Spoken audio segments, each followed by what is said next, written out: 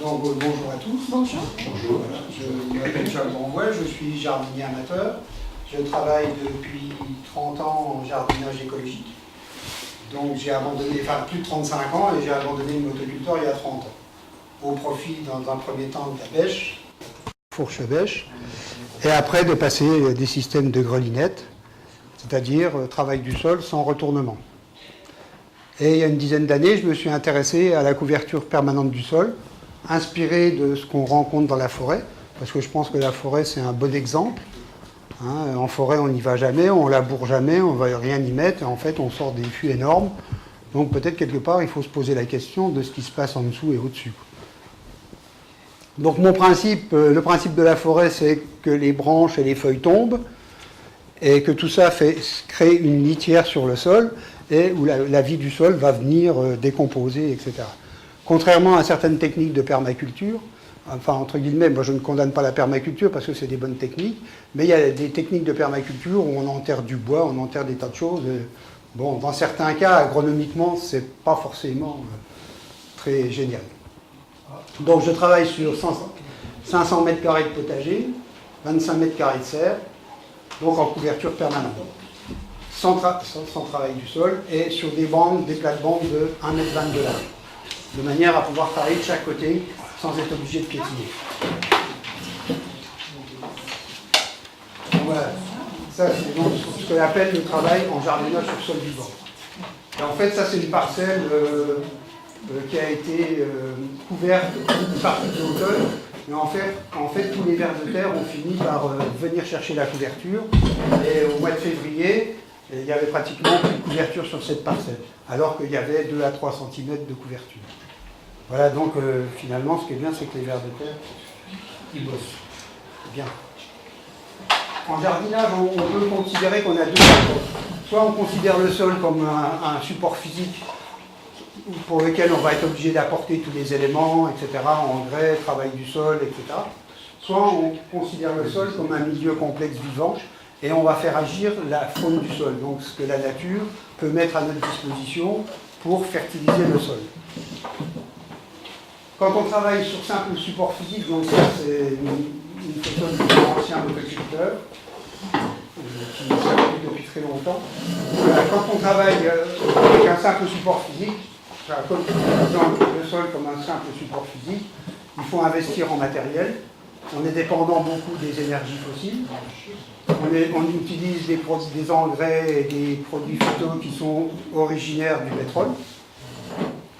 On a toujours un travail beaucoup plus important, de binage, d'arrosage, etc., sachant que quand le sol est nu, l'évaporation est beaucoup plus rapide, qu'en plus de ça, si vous avez un sol qui est battant, vous allez avoir, dès que la première pluie va arriver, vous allez avoir une croûte qui va se former, qui va empêcher la pénétration de l'eau et de l'oxygène, la circulation de l'eau et de l'oxygène. Ça a un effet négatif sur la vie du sol, parce qu'en fait, en sol nu, surtout quand on travaille avec des engins rotatifs comme ce que j'appelle la moulinette, qui va vous couper les vers de terre en deux, ou quelquefois en quatre. Voilà. Et donc, c'est un effet négatif sur la vie du sol, sur l'érosion, la stérilisation, puisque si vous supprimez la vie, vous allez être dans un milieu de plus en plus stérile. Et bien sûr, la pollution des eaux. Voilà un exemple sur les techniques qui sont utilisées en agriculture. C'est des tests qui ont été faits entre des systèmes avec labour, en technique culturelle simplifiée, dans ce qu'on appelle les TCS, et en semi-direct. Donc c'est 3 techniques différentes. Et vous voyez un peu la consommation au niveau pétrole pour la préparation d'un sol. Non seulement la consommation de pétrole, mais le temps passé.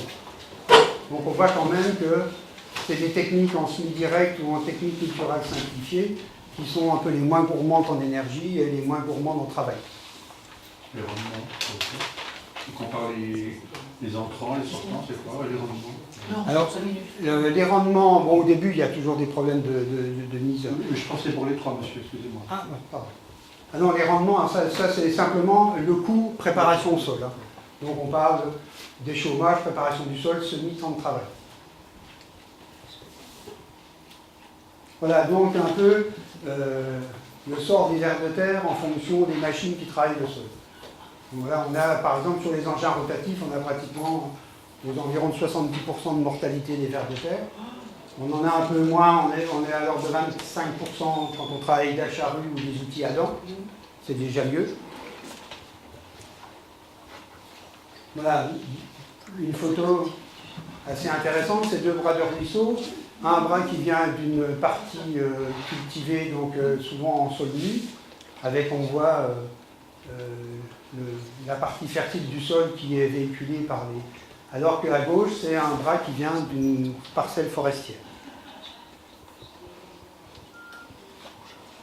Donc enfin, en jardinage sur sol vivant, en fait, c'est nourrir la vie du sol pour nourrir la plante. Souvent, quand on utilise des engrais, en fait, les engrais passent en solution et normalement doivent être absorbés par la plante. C'est une nourriture directe.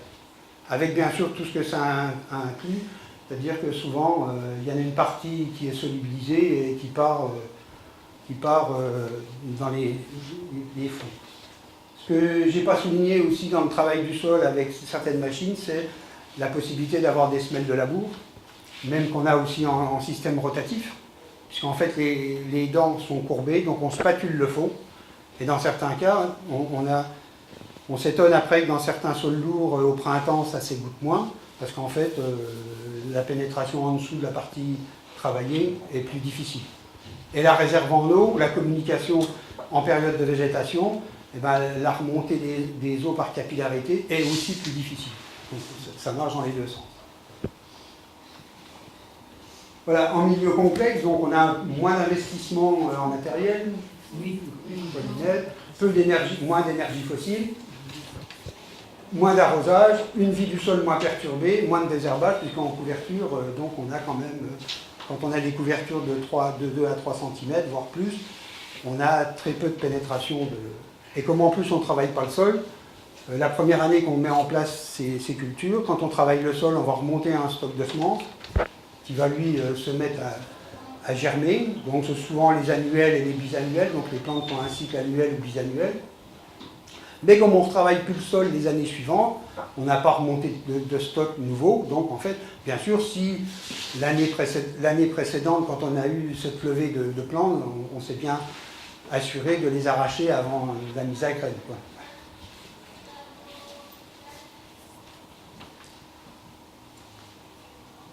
Voilà les types de couverture. Moi j'utilise deux types de couverture. Un type de couverture, donc ce qu'on appelle couverture de matière morte. Donc c'est tous les résidus, les feuilles, éventuellement on peut même mettre des résidus ménagers. Donc, simplement, c'est pas très esthétique dans le jardin, donc souvent moi je les recouvre de feuilles ou de paille. Et à droite, donc c'est ce qu'on appelle sur sol vivant, donc c'est la couverture vivante, c'est toujours avoir un sol couvert, soit avec ce type de couverture à gauche, soit avoir un engrais vert, qui à certaines périodes de la saison, on utilise la moutarde, la facélie, mais on peut utiliser, moi j'utilise beaucoup d'engrais verts divers, c'est-à-dire des associations céréales légumineuses, soit à partir de triticale vesse, soit à partir de seigle. Alors le seigle a un avantage, c'est qu'il a un système racinaire très très développé, et il va bien structurer le sol. Voilà. Donc principalement, ces engrais verts là sont destinés surtout l'année d'après, pas des semis de carottes, mais des repiquages, tomates, choux, courges. Voilà par exemple un exemple de couverture. C'est deux couvertures différentes. Donc là vous avez une parcelle de carottes. Donc on voit que la couverture le sol est très bien couvert. Donc ce qui veut dire qu'en fait l'efficacité de la photosynthèse est très importante, sachant qu'il n'y a pas d'espace vide et que les végétaux, la photosynthèse est efficace sur pratiquement toute la surface. Donc production de matière. Et pour les carottes, comment vous avez planté là? Vous avez enlevé la matière ou vous avez planté? Alors là, c'est pas en engrais vert. Hein. Toutes les parcelles qui vont recevoir des semis, c'est des parcelles qui ont été couvertes en matière morte, comme vous avez vu à gauche. En fait, on dégage sur une quinzaine de centimètres. Au printemps, on dégage à peu près 15 jours, 3 semaines avant de semer, de manière à ce que le sol se réchauffe. On fait un semis. Et après, une fois que les carottes deviennent suffisamment grandes, on peut rapprocher la couverture petit à petit vers les carottes. Donc à droite, vous avez, c'est un exemple, donc à droite, parcelle couverte de paille avec une culture de poireaux. Mais le problème, on voit par exemple, par unité de surface, la photosynthèse, enfin, la quantité qu'on va pouvoir fabriquer de matière, l'efficacité n'est pas très importante.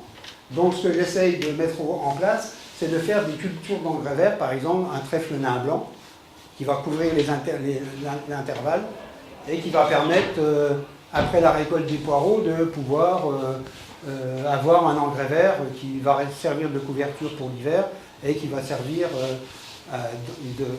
pour nous aider à fertiliser le sol.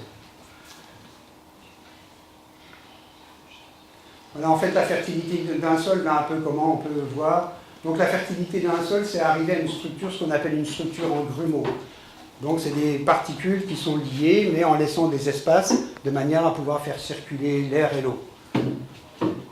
Et cette structure en grumeaux avec une vie microbienne, elle s'obtient en effectuant ces différentes techniques. Protection du sol, couvert végétal, travail minimum du sol, couverture permanente, non piétinement. Parce qu'on pense toujours qu'en jardinage, il n'y a qu'en agriculture qu'il y a des engins lourds. Mais même nous, sur nos petites chaussures, on a un effet non négatif un impact négatif sur le tassement des sols.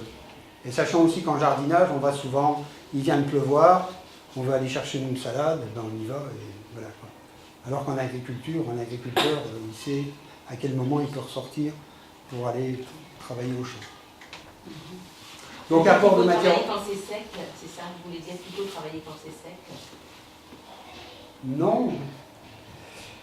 Non, parce que quelquefois au jardin, on est bien obligé de... Simplement, ce que je veux dire, c'est que en couverture permanente, ça permet de garder l'humidité et de pas marcher. C'est-à-dire, moi je travaille sur des parcelles d'1,20 m, ça me permet d'aller cueillir sans être obligé de marcher dans la parcelle. Donc les apports, la fertilisation du sol, elle passe par un apport de compost, lombricompost, engrais vert, bois raméage fragmenté, pratique du compostage de surface, donc ce que je vous ai un peu expliqué tout à l'heure. Simplement pour le côté esthétique, je recouvre toujours mes déchets d'une couche uniforme, soit de paille, soit de feuilles. Bien sûr, cette structure en grumeaux dépend aussi des rotations de culture, de la biodiversité, donc à droite en bas, sur les associations de plantes, les légumes, les fleurs, les aromatiques. Essayer de mêler un peu tout ça. Le drainage, bien sûr, vous avez des sols qui sont mal drainés, donc aussi essayer de... Peut-être l'intérêt de la butte en sol argileux, en fond de vallée, c'est peut-être un intérêt de remonter un peu le sol, de manière à ce que, surtout quand il y a des eaux stagnantes l'hiver, ça peut permettre d'avoir un égouttage de la butte au printemps un peu plus rapide. Drainage, irrigation, association. Donc, les apports complémentaires, donc dans certains sols, on peut apporter du basalte, c'est une poudre de roche volcanique qui est riche en microéléments. De la bentonite dans le cas où on a des sols sableux qu'on veut améliorer la teneur en argile. Des amendements calcaires dans le cadre de sols acides. De préférence des dolomies. Éviter la chaux, parce que la chaux, le lithotame écologiquement, c'est pas... dans certains cahiers des charges, le lithotame est interdit en correcteur de pH.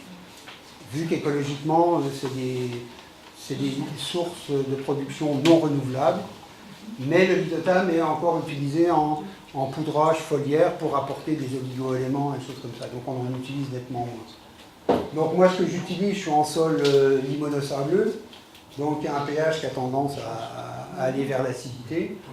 Donc ma technique, j'utilise de la dolomie. La dolomie, c'est une roche. C'est un carbonate double de calcium et de magnésium, donc apporte du calcium et du magnésium. Et il a l'avantage de corriger le pH d'une manière très douce. Et en fonction de la mouture, c'est-à-dire de la taille des grains, on peut avoir des moutures, ce qu'on appelle des moutures différentes, et qui permettent d'avoir soit une dolomie qui va agir rapidement, soit une dolomie qui va dans le temps être un peu plus se décomposer un peu moins rapidement. Et bien sûr, on peut utiliser dans certains cas des engrais organiques. Moi, par exemple, dans un sol sableux, limonosableux, ce qu'on appelle le complexe argilo-humique en agronomie, c'est donc le système argile-humus qui est lié et qui normalement stocke des éléments minéraux. Donc quand vous avez un sol, dont moi j'appelle ça le magasin est faible, c'est-à-dire qu'il ne peut pas stocker.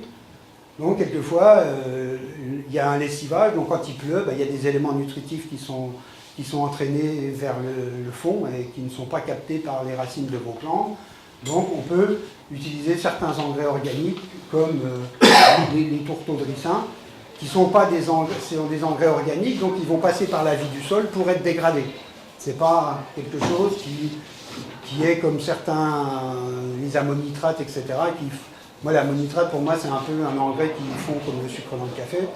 Alors que là, c'est la vie du sol qui va être obligée de dégrader, parce que les éléments seront liés à la matière organique, donc de les dégrader avant de les mettre à la disposition de la plante.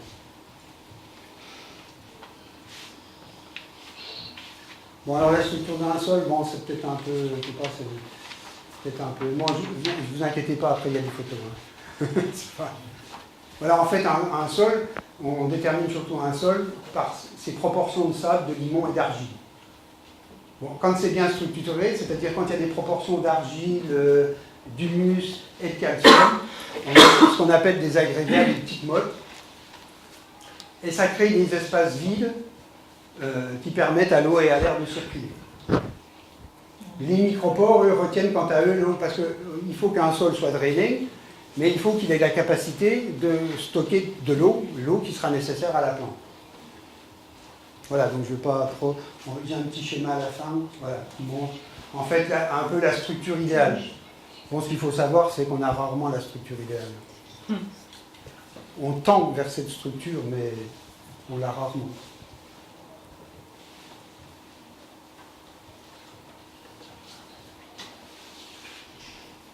Voilà, enfin, là, les avantages un peu de cette structure en l'eau, donc rétention de l'eau, des éléments nutritifs, drainage, aération.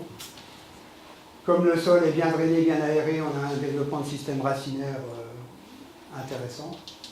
Travail plus facile du sol, réchauffement plus rapide, bonne activité biologique, parce qu'en fait l'activité biologique des sols, donc tout ce qui est champignons, bactéries, et enfin tout ce qui est micro-organismes, ils sont comme nous, ils ont besoin d'air, d'eau, enfin, d'oxygène et d'eau.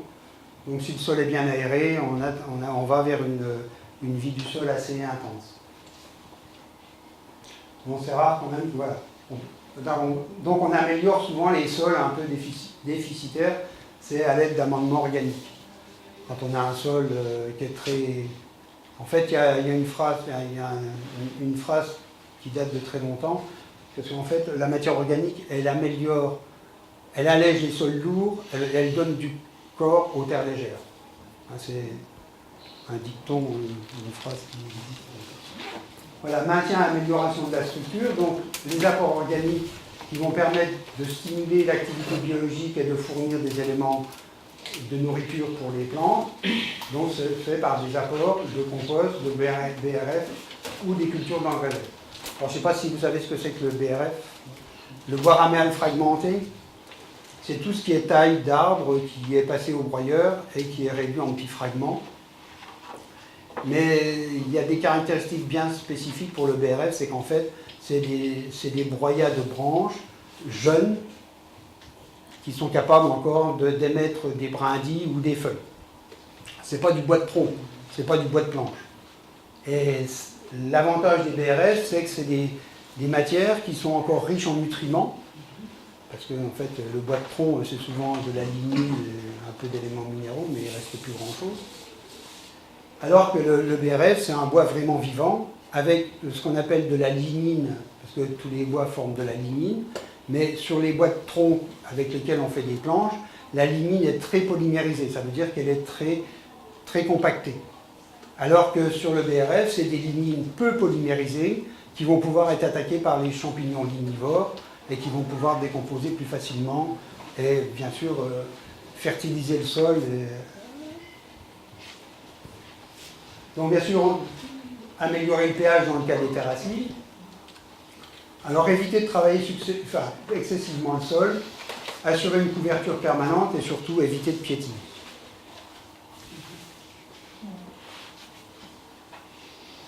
Alors un peu le comportement de la matière organique dans le sol. Vous avez des matières organiques parce que vous avez deux types d'humus dans les sols. Vous avez ce qu'on appelle l'humus stable et un humus qui ne participe pas à la formation d'humus stable. Donc, les humus stables, c'est des substances qui permettent d'améliorer la structure du sol. Donc, c'est la paille, donc c'est principalement les matériaux riches en carbone. Et donc, c'est la paille, le bois raméal, les résidus de culture, des composts, du bois. Mais bon, le bois, je ferais bien de l'enlever parce que c'est pas vraiment... Alors que celles qui forment de l'humus pas stable dans le temps, c'est-à-dire, c'est les engrais verts, les farines de plumes, de corne, les tourteaux, les lisiers, parce qu'en fait, c'est quand même des choses à assimilation relativement rapide et qui en fait vont fournir plutôt des éléments pour nourrir les plantes. Qu'est-ce que vous appelez tourteaux? Alors les tourteaux de ricin, les tourteaux de tournesol, c'est tout, les restes après extraction des huiles. Donc le ricin on extrait l'huile et les résidus solides qui restent, ils peuvent utiliser parce qu'ils sont assez riches en éléments minéraux.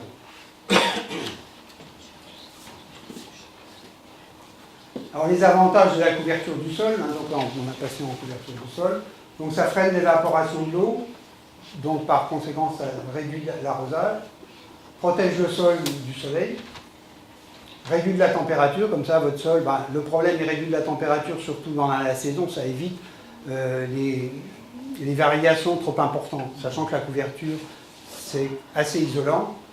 Le seul problème qu'on a en couverture, c'est qu'au printemps, il faut mieux dégager la couverture pour que le sol se réchauffe, parce que les isolants, ça marche dans les deux sens. Il y a des gens qui mettent des bâches en hiver. Qu'est-ce que vous en pensez? Moi, le problème de la bâche, déjà, ça perturbe énormément la vie du sol, parce que le sol ne respire pas.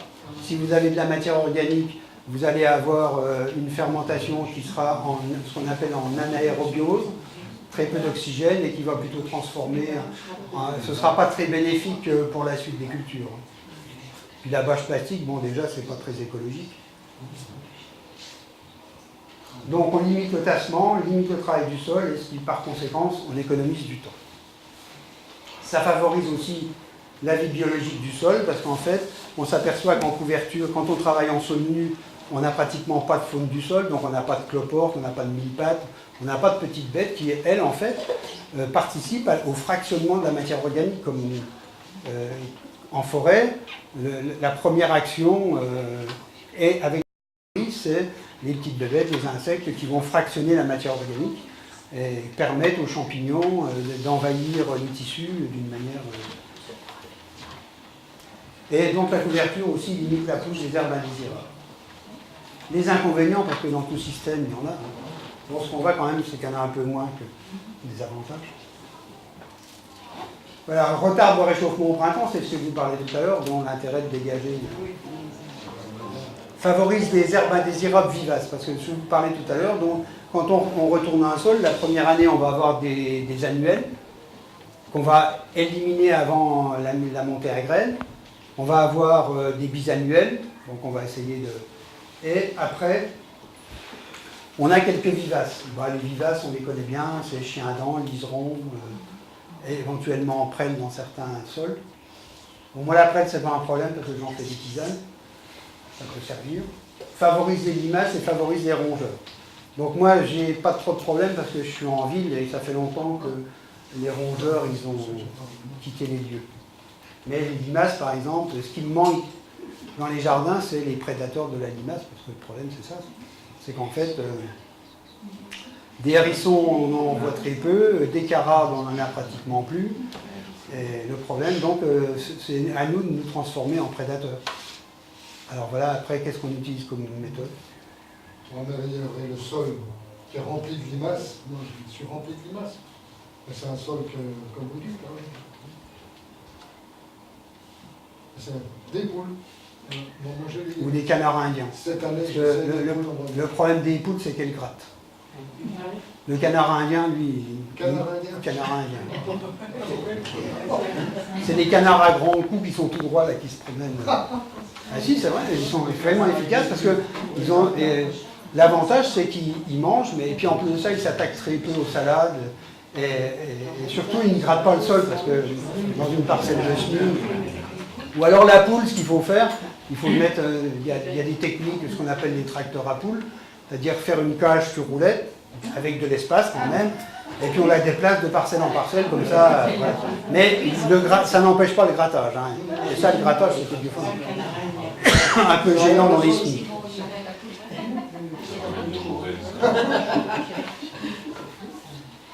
Là, on ne peut pas planter la grelinette en ce moment. La terre est tellement dure. Ah oui, ça dépend quel type de comment sol faire vous avez. Ben, moi, en couverture permanente, Oui, moi, voilà. ça fait 10 ans que j'ai des parcelles en couverture permanente. On écarte la paille, on peut y aller avec une cuillère à soupe. Ouais, c'est ce qu'il faut. C'est compris. Parce qu'on n'a pas de... Et surtout, moi, en plus de ça, en limonocelluleux, j'ai de la battance. Et la battance, c'est une croûte qui se forme dès qu'il tombe un peu de pluie.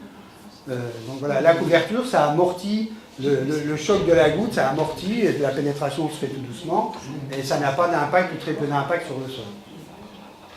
Donc là, alors parce qu'en fait, quand on cherche le problème de la couverture, c'est qu'en fait, il faut en avoir de la couverture. Et quand on a 500 mètres de potager, qu'on veut mettre 10 cm de couverture sur 500 mètres de potager, il faut calculer le nombre de mètres cubes qu'il faut. Et voilà. Donc, j'ai travaillé sur des essais de comment on peut éventuellement avoir une certaine autonomie en couverture. Mais malgré qu'au niveau couverture, il y a de la couverture qui traîne, même au niveau des communautés de communes, des choses comme ça, il y a quelquefois, ils ne savent pas trop quoi faire de la couverture. Après, voilà, il faut pouvoir se rapprocher et qu'au niveau de la communauté de communes, ce soit possible.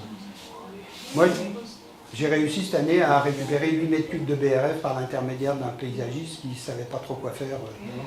Parce qu'en fait, quand ils viennent, ils sont obligés de payer pour aller le mettre en décharge. Et donc, je l'ai rencontré par hasard. Donc, moi, j'ai fait des essais pour voir comment on pourrait avoir une certaine autonomie en couverture de sol. Donc, j'ai préparé une parcelle d'1,20 m, voilà, donc j'ai fait les allées, petite butte, hein, simplement relever un peu la terre. Voilà, la butte est faite à gauche. J'ai semé à l'automne donc un mélange triticale pois fourragé qui va me permettre d'avoir un sol couvert tout l'hiver. J'ai gardé cette céréale et ces légumineuses jusqu'à la récolte. Donc voilà ce que ça donne. Donc la récolte, la moisson se fait, donc le sol a été couvert tout l'hiver, la moisson s'est faite au mois de juillet. J'ai récupéré des graines, j'ai récupéré 20 fois la mise. Donc ça m'a permis de ressemer d'autres parcelles, d'aller vers l'autonomie déjà en semences. Et ensuite, j'ai coupé mes pailles en petits tronçons. Bon, c'est sûr, il ne faut pas en avoir 1 hectare à la cisaille, hein, c'est quand même... Voilà, donc là, ce que ça donne. Et en fait, j'ai remis la paille et j'ai laissé les chaumes en place. Le système racinaire avec les chaumes sont restés en place. Et j'ai pu y cultiver des légumes d'automne qu'on met en place au mois d'août, comme des cultures de poireaux, choux-fleurs, chicorées. Et simplement, je laisse le système racinaire en place et je dégage simplement des ronds qui vont permettre d'implanter le chou et les autres légumes. Ça va permettre que les chaumes vont se décomposer en place. Ça va permettre de garder un sol souple qui va permettre la pénétration de l'eau plus facilement, puisque le système racinaire va se décomposer tout doucement. Donc si on est obligé de marcher dessus, bon malgré que là sur les plateformes d'1,20 m, on n'est pas obligé, mais ça limite quand même le tassement des sols. Alors que si on avait travaillé le sol à la moulinette pour essayer d'incorporer tout ça, ben voilà quoi. Et en plus, comme il y avait des légumineuses, vous savez que les légumineuses sont capables d'assimiler l'azote atmosphérique en liaison avec des bactéries. C'est la famille qui peut vivre en symbiose avec des bactéries et qui fixe l'azote. Donc la bactérie rentre par les racines de la légumineuse, développe un nodule, ce qu'on appelle une petite excroissance sur les racines. Et normalement, quand cette excroissance est adulte, elle est capable de capter l'azote gazeux et de la transformer en azote assimilable. Donc on appelle ça la vie en symbiose, parce que la légumineuse, donc le petit pois ou le haricot et tout ça, va fournir des sucres à cette bactérie, parce que les bactéries, pour les cultiver, il faut une source de carbone. Et en échange, la bactérie, quand elle sera opérationnelle, elle va renvoyer de l'azote à la plante. Donc ça va permettre à votre plante d'être autonome en azote pour sa culture et pour sa récolte de légumes, mais elle va aussi créer de la masse qui va retourner au sol lorsque vous aurez récolté les haricots. Vous aurez toute la masse qui n'est pas consommable, qui va retourner au sol. Et là, la paille, ce que vous aviez dit pour faire de la paille, c'était quoi? C'était du triticale ou des blés anciens. Parce qu'en fait, moi j'ai travaillé avec le triticale, c'est encore une céréale qui a une grande taille. Donc moi, les païnelles, bon, c'est pas... Moi, je veux cultiver des céréales pour avoir de la paille. Donc, et vous le trouvez en jardinerie? bon, le seigle aussi, c'est une céréale qui a des pailles relativement grandes, ça on trouve en jardinerie. Moi, les mélanges, je me les procure auprès des paysans bio. Voilà. Donc ça, c'est une culture de courge grillage, qui permet de... Parce que les courges, c'est assez coureur et ça envahit beaucoup. Donc j'ai acheté du grillage à dalle, que j'ai mis sous forme de tipi, en fait, elle grimpe. Alors ce qu'il faut faire attention, donc c'est en forme comme ça, ce qu'il faut faire attention, c'est que quand elles sont lourdes, elles cassent. Donc moi j'ai trouvé la technique, je prends une planche et je la mets en dessous de maille à maille, comme ça permet qu'elle se repose sur... Alors ça c'est deux buts que j'ai en permaculture, donc je vais peut-être passer assez vite, parce que c'est des buts qui sont en essai, donc je vais vous montrer les résultats. Donc c'est des buts qui font 1,70 m avec des marchepieds au milieu, ce qui permet d'être un pied dans l'allée et un pied sur le marchepied sur la butte, qui permet aussi au niveau du dos d'avoir au niveau ergonomique une position un peu plus confortable. Voilà, donc donc voilà la butte en pleine. Donc c'est vraiment la biodiversité, hein. C'est des fleurs, vous voyez, on voit du maïs, on voit des haricots à rames. Là sur la gauche, vous voyez des fraisiers qui sont cultivés en association avec de la luzerne. Parce que la luzerne, comme je vous disais tout à l'heure, c'est une légumineuse et qui va permettre d'apporter de l'azote à la fraise, qui, vous savez, quand même une plante assez exigeante, sachant qu'une plantation de fraises, au bout de 3 ans, en principe, il vaut mieux la changer de place, parce que c'est une plante qui est quand même assez épuisante. Voilà, on fait une affaire avec tout tournesol, des courgettes. Voilà. C'est vraiment des associations, donc, parce que la permaculture, c'est pas forcément la culture en ligne, hein, mais le problème, quand vous voyez ça, c'est beau, mais l'année d'après, quand il faut faire des rotations et des associations, même en faisant des schémas, c'est un petit casse-tête. Voilà, donc vous avez un pied d'absinthe à droite, il y a des aromatiques, il y a du romarin, parce qu'en fait, les plantes aromatiques ont l'avantage de créer un leurre vis-à-vis des insectes, qui en fait, il faut dérouter les insectes, parce que les insectes se dirigent beaucoup à l'odeur et à la couleur. Donc quand on fait un mélange varié et qu'il y a des odeurs, ben, on va créer des diversions, et souvent les insectes ils ne s'y retrouvent pas quand il y a des odeurs qui se mélangent, etc. Donc il a du mal à trouver ce qu'il doit manger.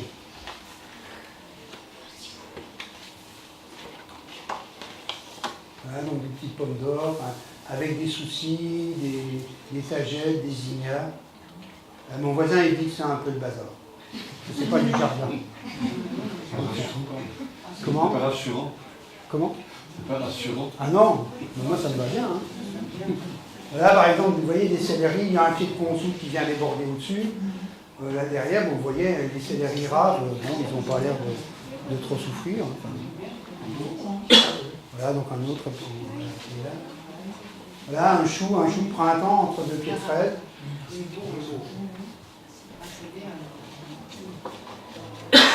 Alors la pratique de l'engrais vert. Voilà.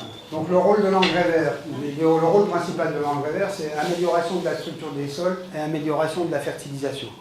Comme on a vu tout à l'heure, l'engrais vert ne fournit pas d'humus stable. Simplement, il améliore la structure parce qu'il va renforcer la vie du sol, les vers de terre vont être plus actifs, il va structurer le sol parce que les racines auront pénétré, donc quand ils vont se décomposer, il va créer des vides qui va permettre aux autres racines de pénétrer, de faire circuler l'air et l'eau. Donc ça, c'est un des avantages. Et bien sûr, les engrais verts, surtout quand on plante des céréales, les céréales ont des systèmes racinaires relativement profonds. Moi, j'ai fait des profils de sol avec des agriculteurs, avec quelqu'un que vous connaissez bien, Claude Bourguignon. Et on arrive dans des sols bien pourvus, profonds, on arrive à avoir des racines de céréales qui descendent à 2,50 m. Donc l'avantage en jardin, c'est que ces céréales vont se développer, elles vont aller chercher des éléments minéraux que votre petite laitue ne pourra plus capter parce que c'est trop profond, vont les remonter dans leur tissu, et comme là vous allez couper à remettre en paillage, donc vous allez remettre, la décomposition va remettre à disposition les éléments qui étaient profonds à la surface, ce qui va permettre à votre petite culture de pouvoir en bénéficier. Donc les avantages, bon ça ça vient du GRAB, dont le GRAB c'est le groupement de recherche en agriculture bio qui est basé à Avignon, qui fait justement des études justement sur l'impact sur les engrais verts, un peu pour... voilà, donc moins de prise de donc couverture permanente, fissuration, augmentation de la cohésion des sols, bon ça on en a déjà parlé. Engrais vert et structure, donc on voit par exemple qu'un engrais vert, il a une action très favorable sur la structure, mais sur un temps très court. Donc c'est la courbe verte. Alors que les pailles et les fumiers très décomposés ont des influences sur la structure moins importantes, mais sur le long terme. Le moutarde, c'est un engrais vert, par exemple. Hein. On peut l'utiliser en engrais vert, à condition, dans la rotation, de ne pas planter des choux, des navets derrière. Parce que c'est de la même famille, c'est de la famille des crucifères. Donc là, une parcelle, donc, tout à l'heure on a parlé, bon, la couverture morte, on ne pouvait pas en faire grand-chose. Là, c'est les différentes techniques qu'on peut utiliser pour préparer les parcelles pour l'année suivante. Donc ça, comme je vous ai dit tout à l'heure, c'est des parcelles qui ne recevront que du repiquage. Tomates, courges, concombres, choux. Parce qu'en fait, ressemer des carottes dans un système comme ça, c'est un peu compliqué. Donc voilà, sur son cahier, il faut bien marquer les parcelles. Et donc à l'automne, on sème ces engrais verts. Là, donc c'est fenugrec triticale pois. Donc le fenugrec, c'est aussi une légumineuse qui est capable de vivre en symbiose avec des bactéries et de bénéficier de l'azote atmosphérique. C'est quelque chose qu'on mange. Le fenugrec, oui, on peut le manger, c'est comestible. Un triticale, parce qu'en fait le triticale, c'est un croisement sec-blé. Donc apparemment, c'est des cultures qui sont faites principalement pour les animaux, mais c'est consommable. Hein. Bon, nous, on peut les manger, on risque rien. Hein. Et le fenugrec, ça se mange comment? Je sais pas, j'en mange pas, je peux pas vous dire. Moi, je l'ai utilisé parce qu'on mangeait. Je sais pas, mais... Oui, ben on met en poudre, alors tu t'en sers. Ah oui, donc c'est un accompagnement. D'accord. Les faire germer, les oui, on peut les manger. Donc voilà une culture de triticale pois, bon, on ne voit pas grand chose, mais en fait ça c'est une technique que j'ai développée, c'est-à-dire qu'après une récolte d'un légume et après il n'y aura pas de suite, donc l'hiver c'est en fin de saison. Avant je griffais le sol, je semais, je recouvrais les semences.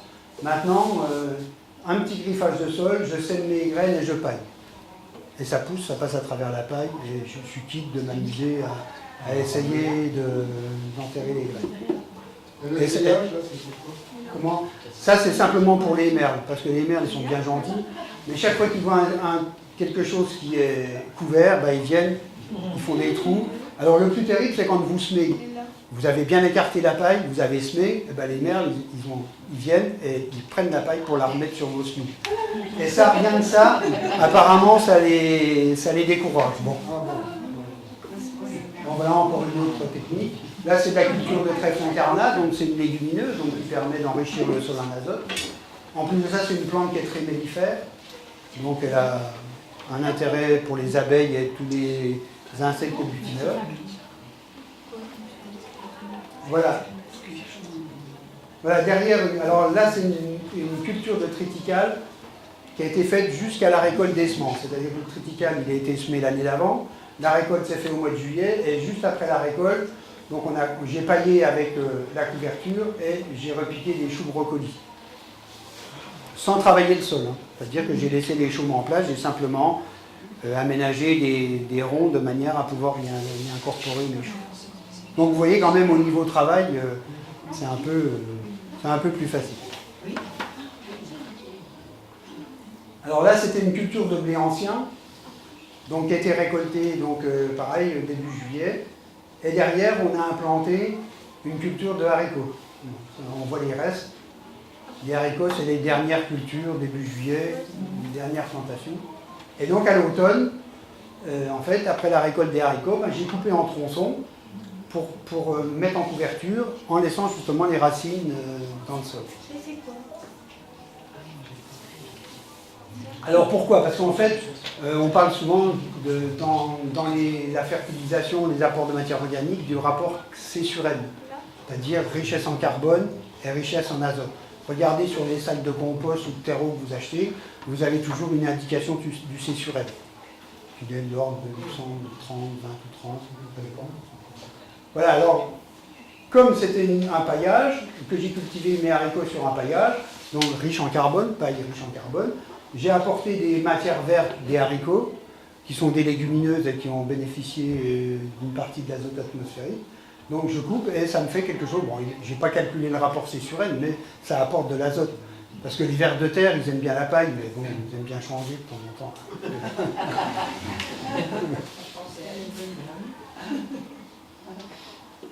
Voilà, des problèmes d'association aussi. Voilà une parcelle qui est cultivée en haricots, qui a été donc sur paillage. Et en fait, cette parcelle-là, elle va être enrichie après récolte des haricots, d'avoir coupé les fans.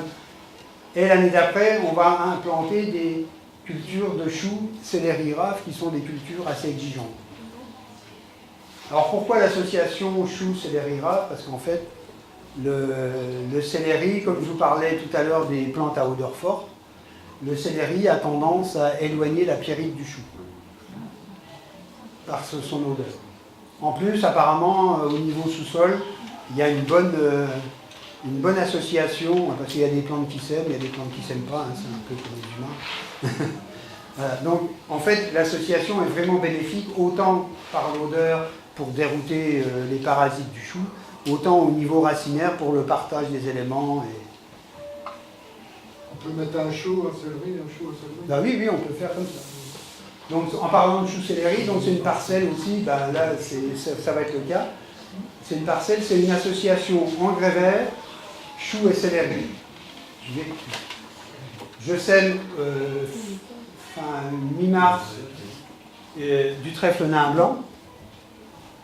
Et j'intègre mes choux donc en faisant des trous, hein, on les voit là, des trous, on a incorporé les choux.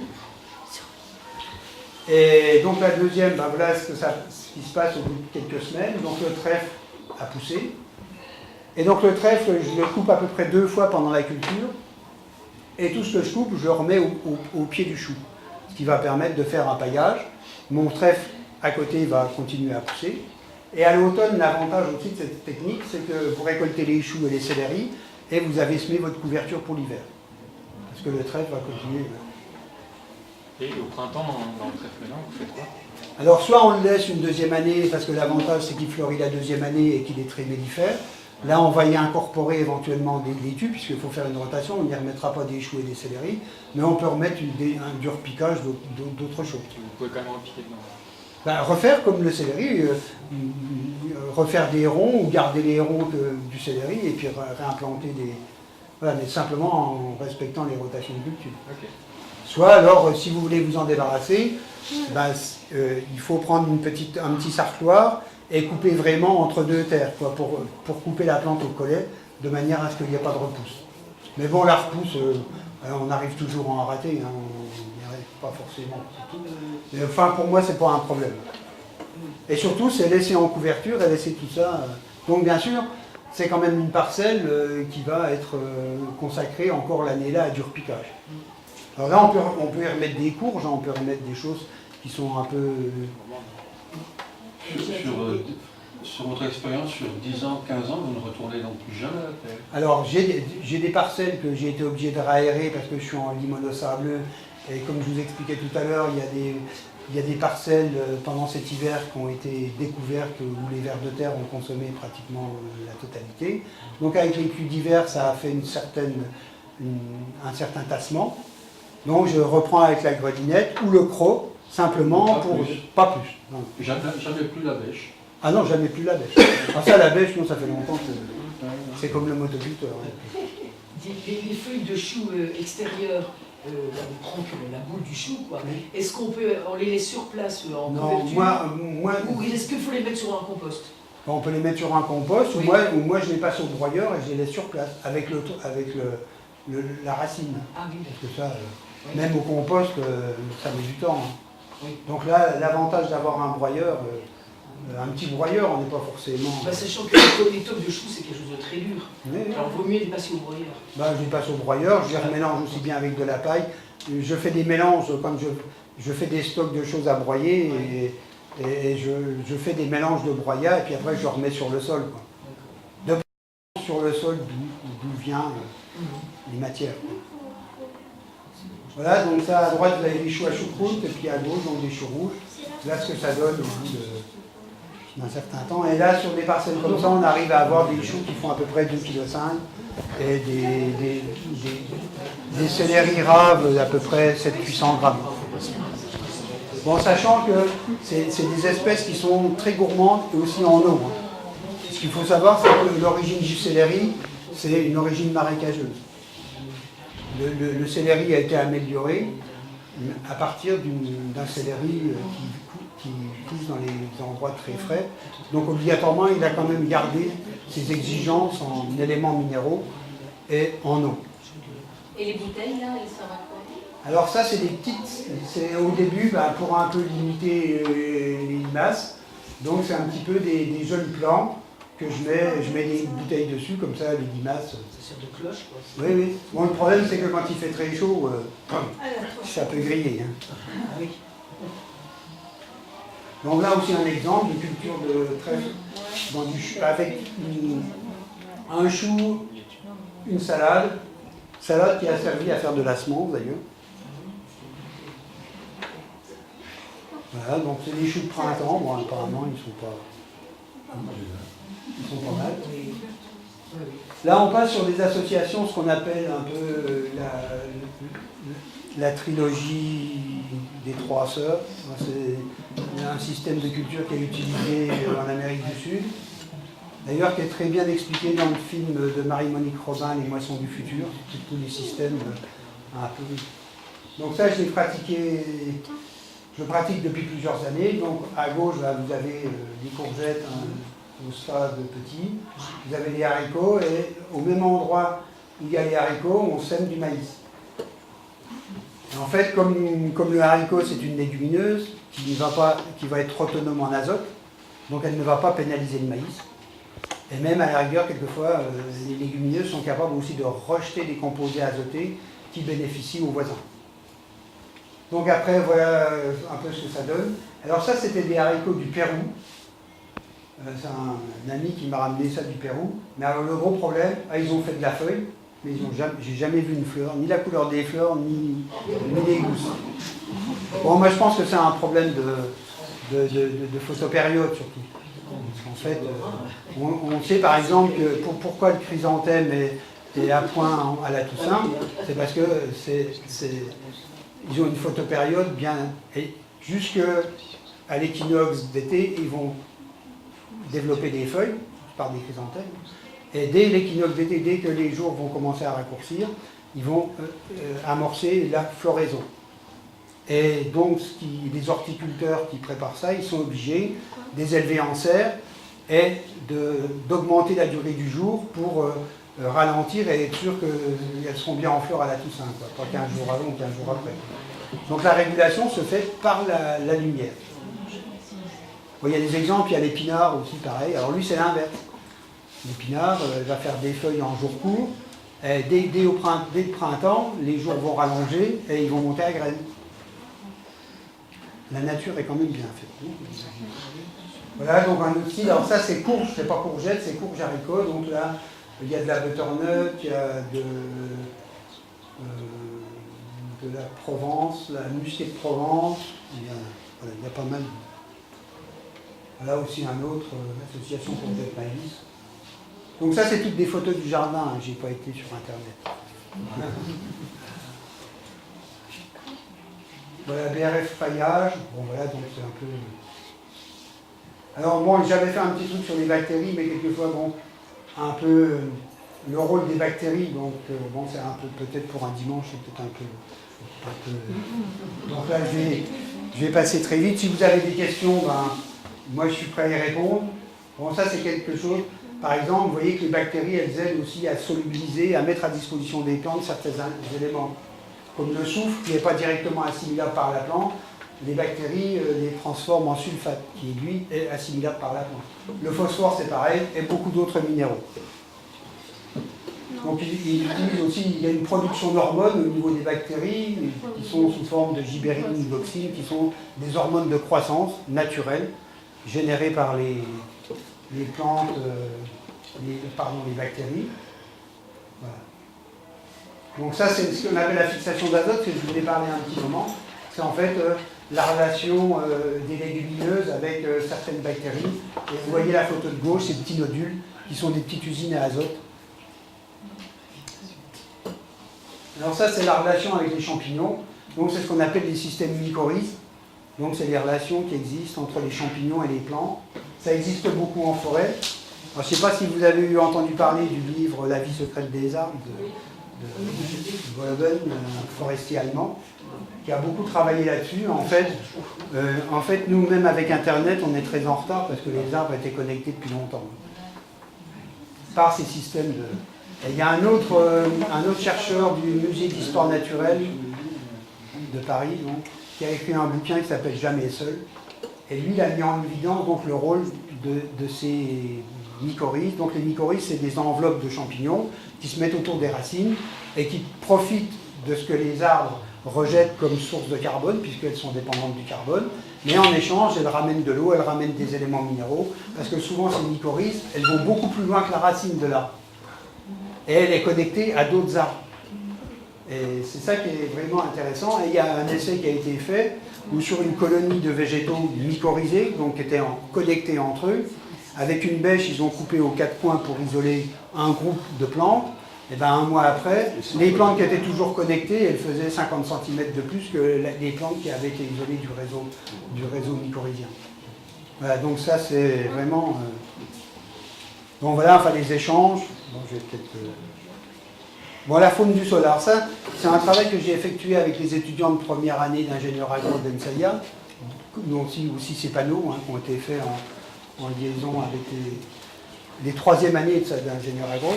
Donc ils sont venus faire un inventaire des types de bêtes que j'avais dans mon jardin. Voilà, enfin normalement on recense à peu près une vingtaine de petites bêtes dans nos régions, et sur le jardin ils en ont recensé 16. Donc, ah non, c'est dommage, c'est parce que je ne peux pas, c'est vraiment pour présenter, parce que là je ne peux pas, c'est une copie, et c'est déjà flou à ce stade-là, donc plus je vais l'agrandir. En fait, c'est pour vous donner une idée, c'est pas... Parce qu'en fait, c'est surtout pour parler vers de terre. En fait, suite à cette expérience, donc sur le jardin, il y a l'équivalent d'1 million de vers de terre à l'hectare. Il y a mieux, mais il y a pire. Il y a des terres agricoles, on doit être à peine 50 kg ou 100 kg. Il y a des inventaires qui ont été faits. C'est un peu catastrophique. Voilà, donc en couverture, ce qu'on a, vous avez en bas à droite, à gauche, les épigées. Donc c'est des petits vers rouges, c'est des petits vers à compost, les petits vers de fumier, le ver à pêche. Et alors ça, en sol nu, vous n'avez pas cette espèce.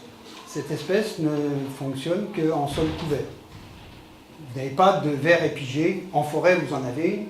Dans les composts, dans les lombricomposts, vous en avez. Mais sur un sol nu, vous n'avez pas, puisque c'est un ver qui vit sous la litière.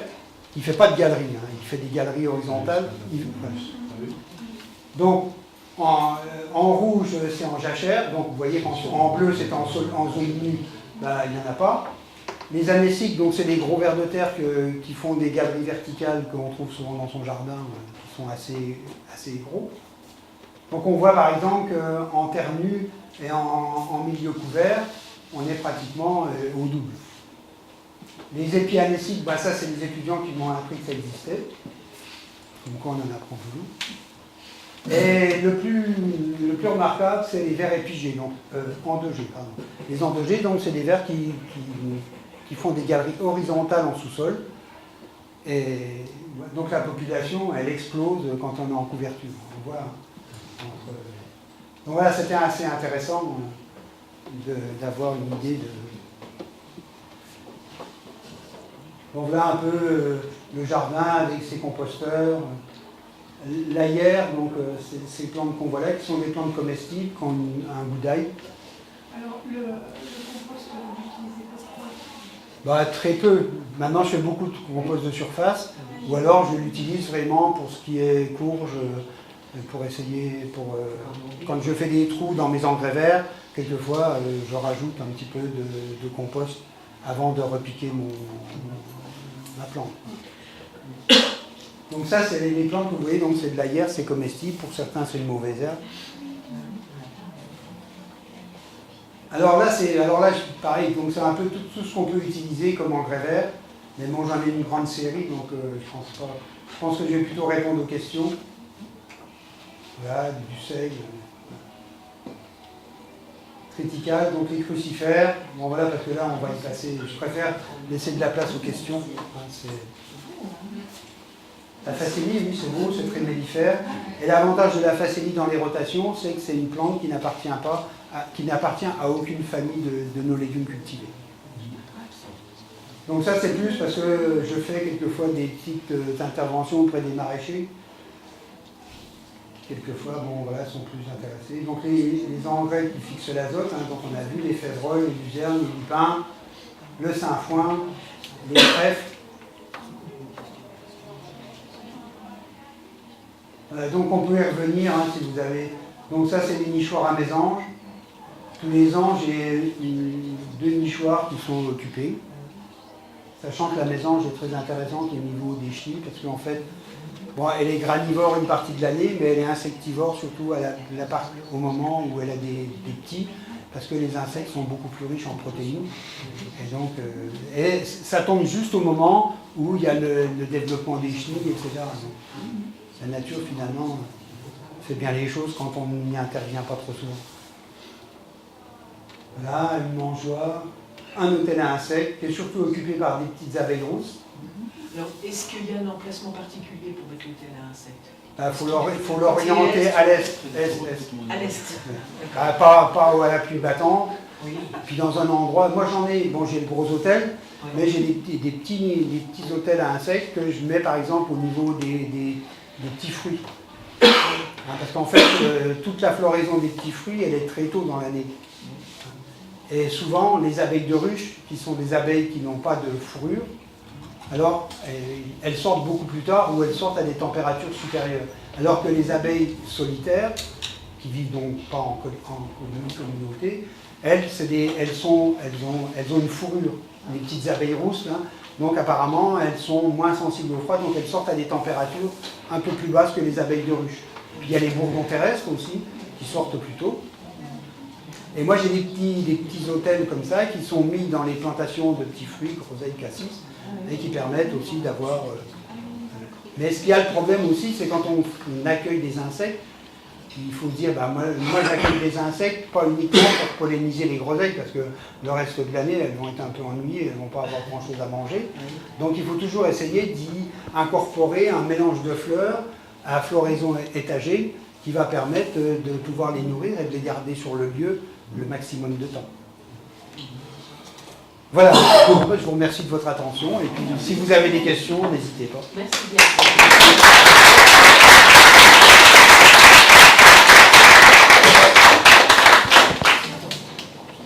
J'aurais posé la question, les engrais verts, le trèfle, la lucerne, la moutarde, tout ça, ça a des propriétés particulières ou on tourne?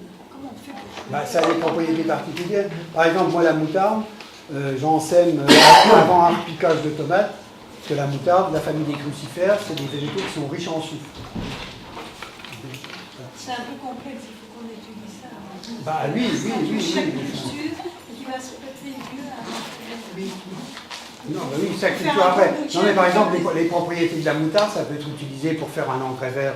Donc déjà, il faut être sûr que derrière la moutarde, il ne faut pas planter des choux, ni semer les navets. C'est de la même famille. Donc pour éviter de perpétuer les maladies. Les engrais verts, ça ne s'utilise pas n'importe Oui, voilà. Bah non. Il faut savoir ce qu'on va mettre après à l'emplacement là. Par exemple, notre voisin, le Francis, Ah oui. eh ben, il utilisait tout le temps du trèfle. Tout le temps, tout le temps. Oui, mais derrière, oui, mais pas sur la totalité. Si derrière tu sèmes pas des pois ou des haricots, ça n'a pas beaucoup d'incidence. Mais c'est vrai que les engrais verts, il y a des agriculteurs qui ont travaillé, je suis en train de chercher le nom, en Bretagne, d'un gars qui a travaillé sur les engrais verts à base de légumineuses. Mais c'est vraiment intéressant. Hein. Mais le problème, ça, il faut faire gaffe dans les rotations. Il faut faire gaffe, il faut bien savoir lequel qui va se prêter à la nouvelle culture. Quoi. Il n'y a pas un engrais vert qui irait bien pour tout. Voilà. Ça Ah existe. non, ça n'existe pas. Voilà. On aimerait bien, mais ça existe. Voilà. Tu nous le dirais hein, si ça existait. Moi, je ne sais pas si je vous vendrais la mèche. Chercher un standard qui Non, alors, Il y a oui, la facilite, tu disais, qui fait oui, qui fait pas partie des familles de légumes qu'on cultive, la facélie. La facélie. Ou les céréales. Parce que- Ou les céréales. Ou les céréales. Mais bon, c'est pas pour ça qu'il faut quand même pas en tenir compte. Oui. Oui, oui, d'accord. Alors, je reviens sur la moutarde. La moutarde, ça peut être un engrais vert en culture intercalaire qui va permettre de fertiliser le sol entre deux cultures, à condition de ne pas y repiquer des crucifères ou des semets des radis ou des choses comme ça. Mais la moutarde, moi, je l'utilise aussi en prévention de certaines petites bébêtes qui mangent les racines des tomates. Je suis en train de chercher les nématodes. Oui, pardon. Et l'avantage, alors donc je sème, surtout dans la serre, je sème fin février de la moutarde dans la partie que je vais repiquer les choux. Les tomates. Les tomates. Ah, oui. Et donc je la laisse pousser jusqu'au 15 mai, vers le 10-15 mai, où je vais implanter mes tomates. Et donc je la coupe, je laisse les racines en place, j'implante sur des ronds à peu près de 25 cm. Et, voilà. Et on sait que, et ça fait 3-4 ans que je fais ce système-là, parce que j'avais un peu des attaques de nématodes, des racines qui étaient un peu attaquées. Et là j'ai remarqué une nette amélioration. Puis donc sous la serre, on régule plusieurs choses, bon pas la température, mais l'apport d'eau, etc. Alors que dehors c'est plus compliqué. Et j'ai vraiment vu une bonne amélioration à ce niveau-là. Donc ça, en préventif, puis la tomate, il n'y a pas de problème, on peut l'implanter derrière de la moutarde, ça ne pose pas de souci. Et les engrais verts, donc tout ce qui est céréales aussi, c'est intéressant pour la pénétration des racines, qui vont aller chercher des éléments en profondeur. Céréales qui ne sont pas de la famille des légumes qu'on cultive. Voilà, donc mais ce qu'il faut savoir, c'est que dans les engrais verts, la plantation qui va suivre, c'est uniquement du repiquage. Tomates, choux, courges, etc. Derrière un engrais vert, s'amuser à semer des carottes, ou alors il faut travailler le sol, quoi. Donc c'est un petit calcul, avoir un cahier. Voilà. Comment ? Ah oui, on peut travailler. Oui, on peut travailler avec un logiciel. Donc les engrais verts, ça ne s'arrache jamais, ça. Bon, on peut l'incorporer. Hein, ça. Moi, les techniques, c'est des retours d'expérience. Après, il y a des gens qui incorporent l'engrais vert. Moi, je le laisse en paillage, puisque j'ai toujours une couverture du sol. Et surtout, je laisse le système racinaire en place, qui va permettre de garder une souplesse au sol, puisque le système racinaire va... Quand les racines vont se décomposer, elles vont laisser des vides, qui va permettre la pénétration de l'eau, la circulation de l'air. Voilà. Ça, c'est un peu les... Bon, après, il y a des gens qui l'incorporent, des personnes. Tout à l'heure, vous avez parlé de tourteau de ricin. Oui. Et le ricin, à la base, c'est quand même une plante toxique, non? Les graines de ricin. Oui, les graines de ricin, oui. Et ça n'a pas d'incidence pour les animaux qui... Non, sur les plantes, les animaux, il faut l'incorporer au sol. Ouais, C'est une des conditions. Ouais. Ah si, il faut quand même, ou alors faire des petits trous et le mettre dedans.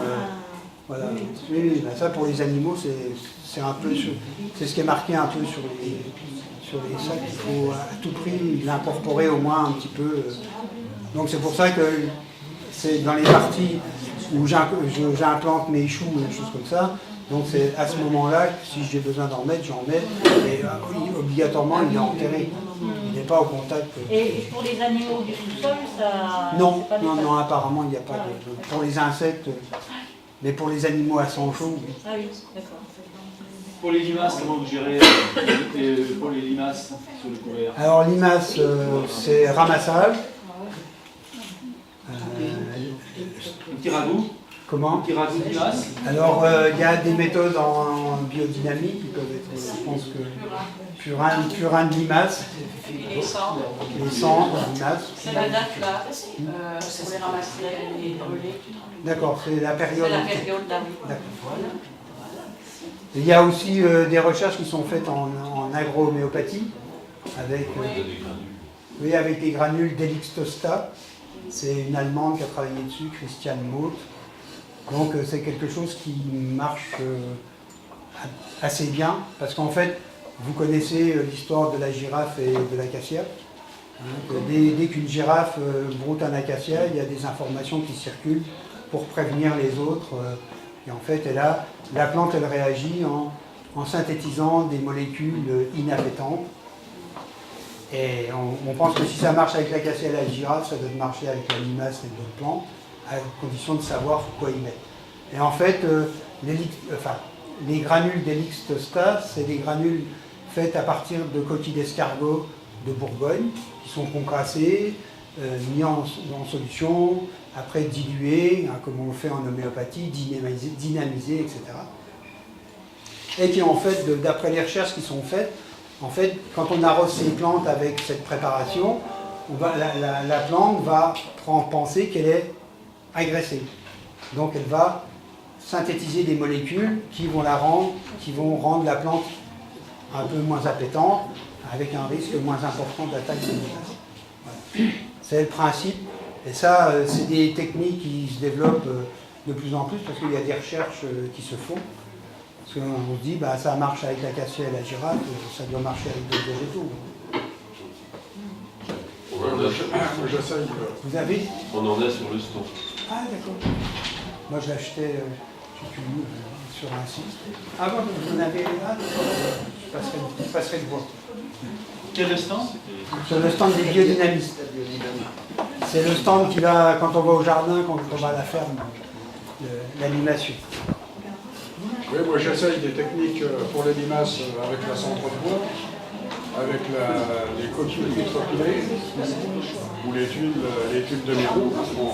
Voilà, moi c'est ce que je fais. Les pièges, le ramassage, je mets des planches, je mets des tuiles, et puis je fais du ramassage, je collecte.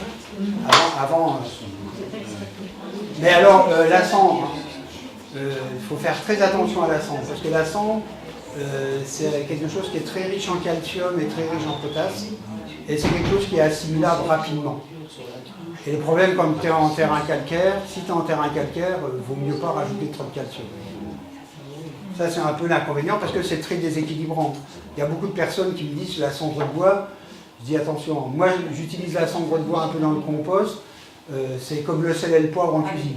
Voilà, je fais une comparaison, c'est vraiment, ça doit être 1 kilo par mètre cube de compost, parce que c'est très déséquilibrant.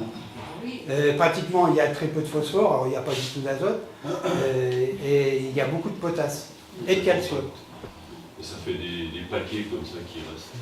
Alors sur le sol, sur un sol nu, des personnes mettent de la cendre avant l'hiver, et alors là, la structure, s'ils ont déjà une structure argileuse qui est difficile à travailler, alors si vous voulez la rendre plus argileuse, vous mettez de la cendre.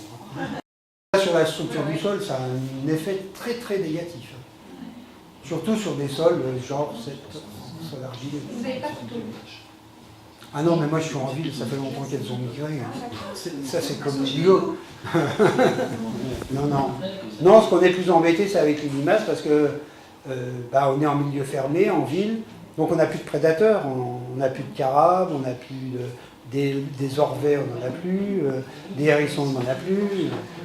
Voilà, donc en fait, on est obligé à un moment, alors il y a des gens qui me disent « Ah oui, mais c'est pas bien », bah oui, mais bon, il faut choisir une fois qu'on fait... Parce que comme on est en milieu fermé, on fait de l'élevage. Comme on fait de l'élevage d'escargots, vous avez vos grillages, vous avez vos grilles. Déjà, si un hérisson il veut rentrer, il va avoir du mal à passer si vous avez un entourage hermétique tout autour. Donc alors là, les limaces, elles peuvent se multiplier gentiment, tranquillement. Donc on est bien obligé d'être le prédateur. Alors après, on peut utiliser quelquefois, moi ça m'arrive dans des semis d'utiliser un peu de féramol, donc c'est un phosphate de fer qui est reconnu comme écologique. Mais ça je ne m'arrête pas à ça, quoi. J'essaye de trouver d'autres solutions, donc j'associe des solutions, de mettre des tuiles, des planches, puis de collecter régulièrement, de venir le soir un peu tard avec la lampe frontale pour voilà, faire du ramassage. Non, parce que, bon, et justement en essayant des techniques comme l'agro-homéopathie ou les macérations de limaces mortes, l'incinération en récoltant les cendres et en arrosant. Mais je pense que ce qui est cendre, ça ressemble un peu à l'efficacité de l'homéopathie. Enfin Oui, hein. oui. En fait, c'est aussi pour les dorifores et pour les campagnons. Voilà. On crée on donne une information à la plante en lui disant voilà, agressée. Donc la plante, en fait, elle n'est pas agressée, c'est un leurre, mais elle va réagir en synthétisant des molécules qui va rendre ses tissus moins appétants. Bon, ça marche pas à 100%, hein, c'est comme, mais bon. Mais moi je dis, en associant plusieurs techniques, on arrive à avoir ça. Puis bon, c'est la nature. Hein. Moi je pense qu'il ne faut pas non plus exterminer toutes les limaces. Non, mais chercher des solutions. L'extermination de n'importe quelle espèce, c'est pas la solution. Qu'est-ce que vous faites de toute votre production alors? Parce que là, ça doit l'être, non? Oui, ben en fait, nous on est autonome hein, parce qu'on s'arrange pour avoir, là par exemple pour les salades, on arrive à avoir de la salade toute la saison. Entre les laitues de printemps, les laitues d'hiver, les laitues d'automne, les laitues d'hiver. On fait de l'endive de Bruxelles, donc on a de l'endive. On a des pissenlits. Et puis là, j'ai semé en septembre, on sème des laitues d'hiver qui sont comme la Bacchus ou la merveille d'hiver, qui vont rester en rosette tout l'hiver et qui au printemps donc, vont démarrer plus vite que si on fait un semis. Et là, à l'heure actuelle, sous-couche, j'ai une couche plus une serre plus une couche. Et là, à l'heure actuelle, on a des laitues paumées qui sont comme ça. Parce qu'en fait, elles sont capables d'être semées à l'automne et de passer l'hiver. Voilà, donc on fait la liaison globale. Sinon, ben, voilà, conservation, carottes, etc. Et en plus, on est des mangeurs de légumes. Voilà. C'est mieux. Oui, non, c'est mieux. Et puis on a de la diversité, on fait de la mâche, j'ai des asperges, etc. Donc,